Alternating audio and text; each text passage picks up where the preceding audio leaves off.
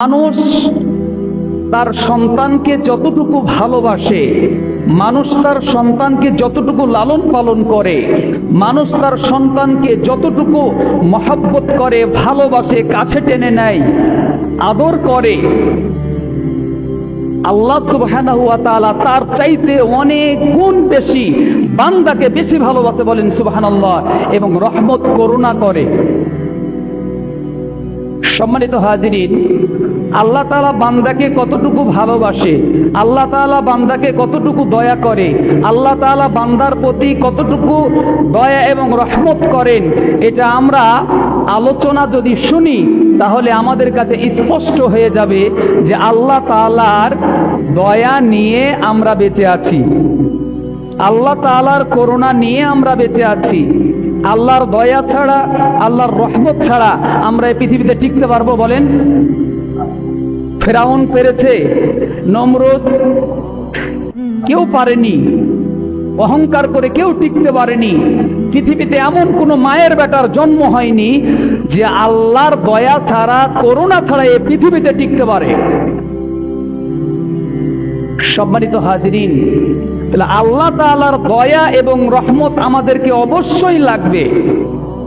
সম্মানিত হাজিরিন, আজকে দেখেন অনেকেই বলতেছে যে আল্লাহর দয়া চলে গেছে, রহমত চলে গেছে। এত খরা, প্রচন্ড খরা, 40 ডিগ্রির ওপরে তাপমাত্রা, 42 ডিগ্রির ওপরে তাপমাত্রা, এত কড়া তাপমাত্রা আমরা সহ্য করতে পারছি না, আমাদের কলিজা ফেটে যাচ্ছে, আমাদের একেবারে চান্দি মাথা গরম হয়ে যাচ্ছে, আমরা একেবারে অতিষ্ঠ হয়ে যাচ্ছি গরমের কারণে।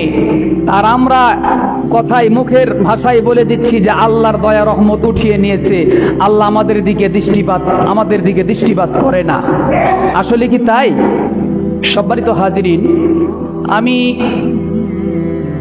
আপনাদের সকলকে বলতে চাই যে আল্লাহ তাআলা রহমত, দয়া সব সময় আছে। সুবহানাল্লাহ বলেন। বান্দার প্রতি আল্লাহ তাআলার দয়া এবং করুণা সব সময় আছে, সব সময় জারি আছে। আমরা যাই মনে করি না কেন যে আল্লাহ তাআলা আমাদের প্রতি দয়া করেন না, এত কষ্ট আমাদেরকে দিচ্ছেন, আমাদেরকে মনে রাখতে হবে এর চাইতে আমরা যে কষ্ট পাচ্ছি, আমাদের চাইতে অনেকেই কষ্ট বেশি আছে না? আমাদের এখানে যে গরম, অনেক দেশের চাইতে বেশি, প্রচন্ড গরম, মরুভূমি যেখানে আরব কান্ট্রি গুলাতে, সেখানে এমন অবস্থা, এসি ছাড়া তারা থাকতে পারে না, এত গরম। আমরা ওই তুলনায় আমরা অনেক ভালো আছি, আলহামদুলিল্লাহ। তবে ইদানিং গরমের মাত্রাটা অনেক বেড়ে গেছে। সম্মানিত হাজিরিন, আসলে আল্লাহ তাআলা এই যে প্রচন্ড গরম কেন দেন, এটার আমরা একটি হাদিস শুনবো যে 5টি কারণে আল্লাহ সুবহানাহু ওয়া তাআলা এই আযাব গজব দেন। 5টি কারণে। আজকে বাংলাদেশে প্রচন্ড গরম, এই দেশে গরমের কারণে মানুষ ঠিকমতো কাজ করতে পারে না, অতিষ্ঠ হয়ে যাচ্ছে। আর দুবাইয়ের মতো একটি দেশ, আরব কান্ট্রি, সেখানে দেখেন যে বন্যা হচ্ছে, একদিকে ডুবিয়ে মারতেছে আর একদিকে গরমে মারতেছে। অতিবৃষ্টি এটাও গজব, অনাবৃষ্টি এটাও গজব। সম্মানিত হাজিরিন, আসলে ঠান্ডা গরম এটা কখন হয়? জাহান্নাম কিন্তু যখন নিঃশ্বাস যখন ছাড়ে তখন তার উষ্ণ গরমটা পৃথিবীতে ছড়িয়ে পড়ে। যেমন আমরা যে বাতাস এভাবে ফু দেই, তাহলে আমি এতটুকু হাত নিয়ে আসলাম, এখানে যেতে দেখা যাচ্ছে একরকম, কিন্তু বাতাসটা সব জায়গায় একরকম হবে না, কম বেশি হতে পারে। তো জাহান্নাম যে নিঃশ্বাস ছাড়ছে, যেখানে বেশি নিঃশ্বাসটা বেশি যাচ্ছে সেখানে গরম বেশি হচ্ছে, যেখানে কম হচ্ছে সেখানে মানে একটু কম গরম অনুভূত হচ্ছে। এরকম ভাবে হয়, 6 মাস গরম থাকে।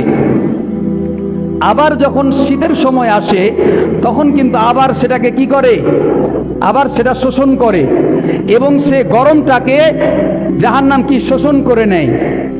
ঠান্ডার সময় শোষণ করে আর গরমের সময় ছাড়ে, এজন্য আমরা গরম অনুভূত করি। তাহলে এটা হচ্ছে জাহান্নামের কি নিঃশ্বাস, জাহান্নামের নিঃশ্বাস।